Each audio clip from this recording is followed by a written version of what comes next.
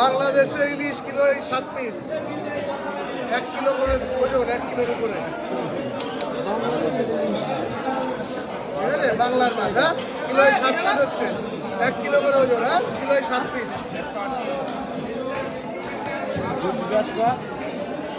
ইলিশ সুন্দর সুস্বাদু ইলিশ।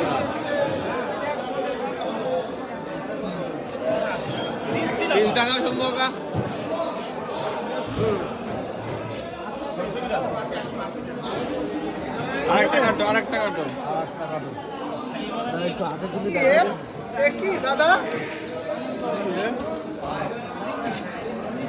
কি